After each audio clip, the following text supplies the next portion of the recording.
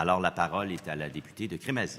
En fait, je vous propose qu'on continue sur le dossier de la procréation médicale assistée. Est-ce que vous aviez besoin, il restait des éléments de précision dans le fond à apporter sur différentes données. Est-ce que vous aviez besoin que je réitère les précisions? Nous savons, d'accord. Mais je vais quand même finir ma réponse pour ce qui est du balisage.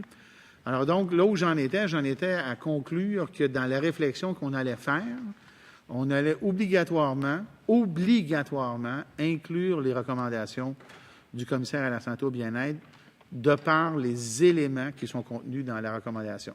Quand on regarde le rapport du commissaire à la santé au bien-être, les recommandations font référence à tel élément, qui en soi sont tous des éléments de balise.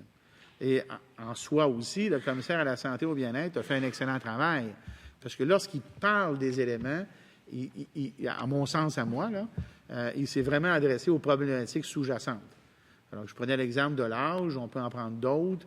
C'est vrai qu'il y a des problèmes là, à la fois philosophiques, à la fois organisationnels, à la fois de coûts, qui méritent qu'on les mette dans un système de balises qui, comme je le disais en conclusion précédemment, sont des éléments qui vont faire en sorte qu'on va baliser l'activité de procréation médicalement assistée et non simplement le programme. Et là, je me permets de revenir à nos intentions. Nos intentions sont de cet ordre-là. Alors, de cet ordre-là, pourquoi? Parce que, on doit décider de la portée qui va rester de ce programme-là, et ça va passer dans le comité de révision de programme.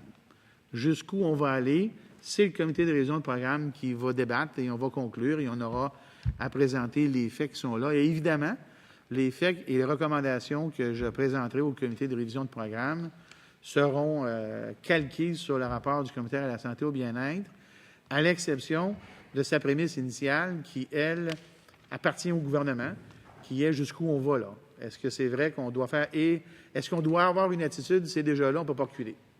Ça, je pense que la population s'attend à ce qu'on prenne des décisions difficiles. Ça en sera une et on verra ce que l'on conclura. Maintenant, après avoir dit ça, après avoir fait cette révision de programme-là, bien, les balises vont être mises en place. Les balises qui vont être mises en place visent deux choses. Ils visent un contrôle de coûts et ils visent évidemment un contrôle, comment dirais-je, les impacts sur et la société et les individus. Alors, je fais référence à un ou deux éléments ici. Je fais référence, par exemple, à la prématurité. Quand le programme a été mis en place, on visait à réduire de façon substantielle la prématurité issue de la procréation médicalement assistée. Ça a marché. C'est sûr que ça marche. Mais on n'avait pas besoin d'un programme pour faire ça.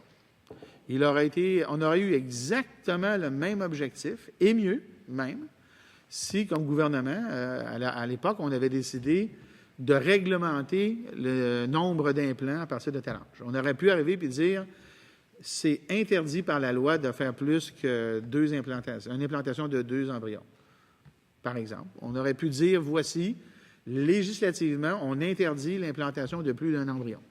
Il n'y aurait plus eu de prématurité là, basée sur les grossesses multiples induites par l'implantation de plus de 5, 6, 7 embryons. Le commissaire à la santé au bien-être l'a très bien dit dans son rapport. Il a dit que de telles implantations multiples étaient dues à des raisons commerciales. Les gens payant des montants substantiels, quand on est rendu à la 2e ou la 3e fois, bien là, il y a une relation médecin-client dans ce temps-là, dans ce cas-là, qui fait en sorte qu'il dit, regarde, ça a coûté cher, là, je veux avoir plus de chance. On implante 7, il en reste 3.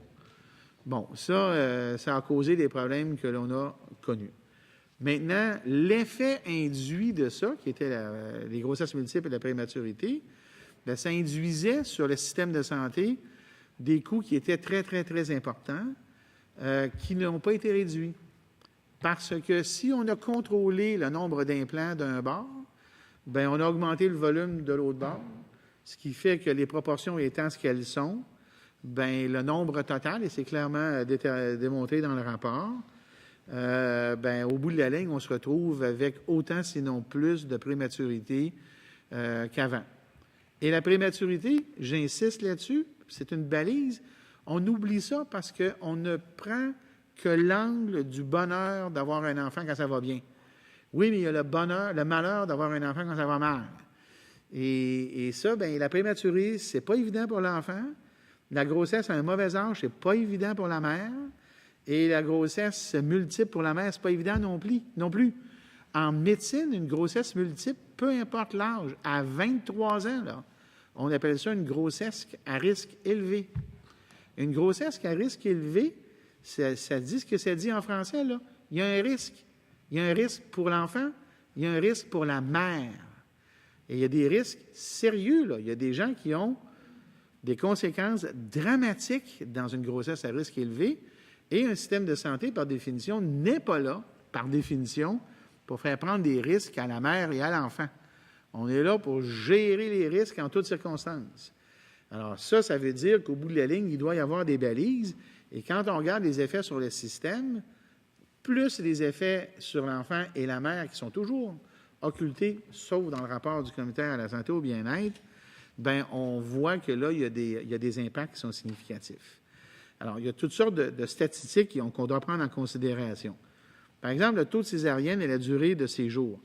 C'est 22 de césarienne sur des grossesses spontanées et 37 en procréation assistée, par exemple. Une césarienne, ce n'est pas un acte anodin. On pourrait avoir un paquet de monde ici dans la salle qui ont une expérience là-dedans, là, puis ils vous diraient que ce n'est pas anodin. Quand on regarde la durée de séjour, les hospitalisations sont plus longues statistiquement pour les enfants issus de procréation assistée. Les hospitalisations sont plus longues parce que la condition clinique est plus lourde. Et là, on peut le regarder froidement, mais quand on prend en considération l'enfant qui est là, bien, cette hospitalisation, c'est plus lourde puis parce que c'est plus lourd, mais c'est parce que cliniquement, ce n'est pas parfait. Alors, c'est notre rôle de mettre en place des balises pour faire en sorte qu'on diminue le risque pour ces gens-là. Quand on regarde des soins en néonat, quand on regarde les deux populations qui sont celles des enfants qui sont issus de conception dite spontanée, là, qui n'ont pas recours à la procréation, c'est de 5 d'hospitalisation pour les conceptions spontanées, mais près de 17 pour la PMA. Alors, quand on regarde les coûts globaux, bien, là aussi, les coûts sont de au moins 6 supérieurs à une grossesse dite spontanée. Et quand on regarde les coûts moyens d'hospitalisation des soins issus de la procréation assistée, bien, c'est 42 je m'excuse, ça a augmenté de 42 commencement à 18 pour les enfants de conception spontanée au fil des années. En 2009-2010, on était à 19 millions. Et en 2011-2012, à 28 millions pour la procréation assistée et 14 versus 17 pour la conception spontanée. Alors, qu'on le regarde du côté éthique, du côté philosophique, du côté du coût, du côté du risque, bien, force est de constater que le commissaire à la santé au bien-être a raison et qu'il nous invite à mettre en place des balises. Maintenant, des balises dans un cadre qui reste à être déterminé. Mais peu importe le cadre, bien, l'accès au programme médicalement assisté public ne peut pas aller autrement que vers le bas. Parce que toutes les balises, quand on prend le rapport du commissaire à la santé au bien-être, amènent par balise une réduction de X pourcentage de volume d'accès. Toutes les balises. Alors, quand on fait la sommation de toutes ces balises-là, évidemment que par rapport à aujourd'hui, il y aurait une diminution de l'accès. Maintenant, est-ce que cette diminution-là sera plus grande? Est-ce qu'elle sera limitée à un groupe, pas à un autre, et ainsi de suite? Bien, c'est l'exercice de révision de programme qui nous permettra de conclure. Mais force est de constater et d'admettre qu'il y a lieu aujourd'hui de mettre des balises beaucoup plus serrées, ne serait-ce et d'abord et avant tout que pour des raisons cliniques, d'où la raison que je réitère. Ces balises-là ne doivent pas être mises en place simplement pour des raisons de coût, mais d'abord avant tout pour des raisons cliniques. Et c'est l'activité publique, et dans le cas ici, privé, parce qu'on parle vraiment de privé, qui doivent être, auxquels on doit s'adresser. Parce qu'ici, c'est un vrai privé, là. Le privé, là, quand bien même c'est la patiente qui paye, mais il doit y avoir des balises quand même, pour les raisons que je viens d'invoquer dans ma longue réponse. Merci, Monsieur le ministre de la Santé. Avez-vous une autre question, Madame la députée Réponse, mais Crémazie? complète réponse. Donc, je céderai la parole à mes collègues qui peuvent enchaîner.